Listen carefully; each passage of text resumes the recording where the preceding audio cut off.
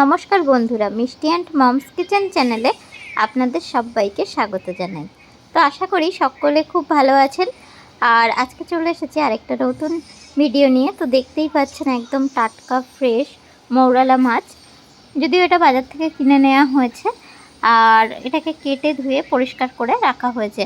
মৌরালা মাছ কাটতে হয়তো অনেকেই জানেন, একটু ঝুড়িতে গাটা ডলে নিয়ে পেটটা কেটে মানে পেটের ময়লাটা বের করে ভালোভাবে ধুয়ে নিলেই এটা হয়ে যায়। আর এই যে কেটে রাখা মাছটার উপরে এবারে কিন্তু দিয়ে দেয়া হচ্ছে মানে কেটে রাখা পেঁয়াজ, টমেটো আর অনেকটাই বেশ খানিকটা কাঁচা লঙ্কা দিয়ে দেওয়া হয়েছে। আজকে কিন্তু মৌরলা মাছ ভাপা মানে স্টিম করে রান্না করা হবে। তো এটা খেতে কিন্তু খুবই টেস্টি হয়। এবার দেখুন পেঁয়াজটাকে কিন্তু হাতের সাহায্যে একটু ম্যাশ করে নেওয়া হচ্ছে। আর এর মধ্যে একটু লবণ দিয়ে দিয়েছি, তার ফলে পেঁয়াজটা সুন্দরভাবে নরম হয়ে যাবে। আর যেহেতু তলায় মাছ আছে, খুব হালকা হাতে কিন্তু এটাকে করে নিতে হবে। যদি চান আপনারা অন্য পাত্রেও পেঁয়াজটাকে একটুখানি ম্যাশ করে নিতে পারেন। আর দেখুন সব মশলা মানে মশলা বলতে পেঁয়াজ আর লঙ্কা টমেটো দিয়ে কিন্তু এই মাছটাকে হালকা হাতে আর লবণ দেওয়া হয়েছিল দিয়ে কিন্তু মেখে নেওয়া হয়েছে। এবারে দিয়ে দেওয়া হয়েছে লঙ্কার গুঁড়ো, দিয়ে দেওয়া হচ্ছে হলুদ গুঁড়ো। আমি আপনাদের বলবো এই রান্নাটা কিন্তু এইভাবে বানালে খেতে কিন্তু খুব সুন্দর হয়। আপনারা অবশ্যই একবার এটাকে ট্রাই করে দেখবেন। এখানে সর্ষে পোস্তর একটা পেস্ট বানানো ছিল, এটা লবণ আর একটা কাঁচা লঙ্কা দিয়ে, তো সেটাকেও আমি দিয়ে এর মধ্যে মাখিয়ে নিচ্ছি। তো সমস্ত মাছটাকে কিন্তু দেখুন সুন্দরভাবে ম্যারিনেট করা হচ্ছে। আর এবারে দিয়ে দেওয়া হচ্ছে একটু সর্ষের তেল। ভাপা টাইপের যে রেসিপিগুলো হয় তাতে সর্ষের তেলটাই বেশি সুন্দর যায়, বা এর একটা সর্ষের তেলের যে ঝাঁজ আছে সেটার জন্যই কিন্তু ভাপাটা খুব সুন্দর হয়। তেলটা যেহেতু ভাপা সেহেতু কিন্তু একটু বেশি পরিমাণে এটা তেলটা দিতে হবে। আর আপনারা তেল কম খেতে চাইলে অল্পও দিতে পারেন।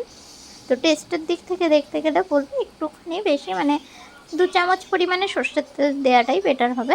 তো দেখুন মাছগুলোকে কিন্তু খুব সুন্দর হালকা হাতে মানে ম্যারিনেট করে নিলাম। তবে এই মাছটা আমি যেমন একদম টাটকা ফ্রেশ মাছ নিয়েছি, এরকম মাছ হলেই কিন্তু এটা রেসিপিটা খেতে সুন্দর হবে। অনেক সময় কলকাতার দিকে দেখা যায় একটু বরফের মাছ থাকে, তার থেকে আমি বলবো যদি কখনো আপনারা টাটকা ফ্রেশ মাছ পাচ্ছেন তো এই রেসিপিটা অবশ্যই কিন্তু ট্রাই করবেন।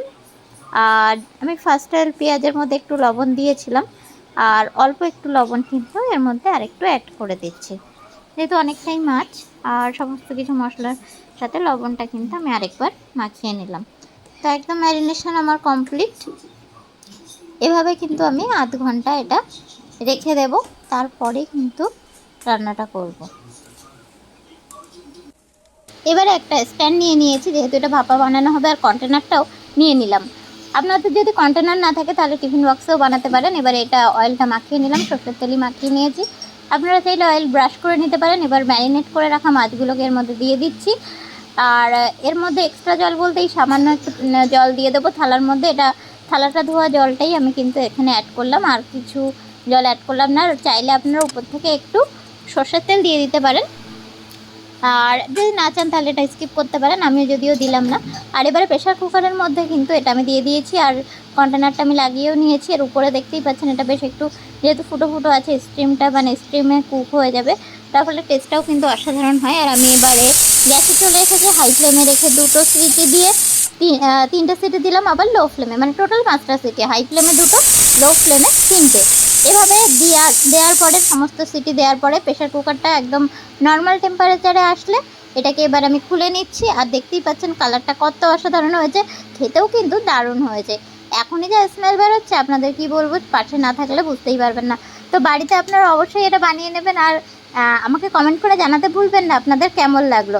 তার সাথে সাথে আমার চ্যানেলটিকে লাইক শেয়ার করে দেবেন, আর আমার চ্যানেলের নতুন বন্ধু হলে চ্যানেলটিকে সাবস্ক্রাইব করে পাশে থাকার অনুরোধ রইল। আর সাথে সাথে বেল নোটিফিকেশানটিকে ক্লিক করে নিতে ভুলবেন না, তাহলে আমার শেয়ার করার সমস্ত নতুন রেসিপির আপডেট সবার আগে পৌঁছে যাবে আপনার মোবাইলে। গরম গরম ভাতের সাথে লাঞ্চ বা ডিনারে এটা কিন্তু অবশ্যই বানিয়ে নিতে পারেন। হাতে যখন কম সময় থাকবে চটপট এরকম একটা রেসিপি বানিয়ে নিলে বাড়ির সবাই কিন্তু মানে অসাধারণ হাত চেটে খেয়ে নেবে, সমস্ত ভাত নিমেষে শেষ হয়ে যাবে। তো ভালো থাকবেন, আজকে এই পর্যন্তই। আবার পরবর্তী রেসিপি নিয়ে দেখা হবে আপনাদের সাথে। ভালো থাকবেন, সুস্থ থাকবেন। গুড বাই সকলকে, টাটা।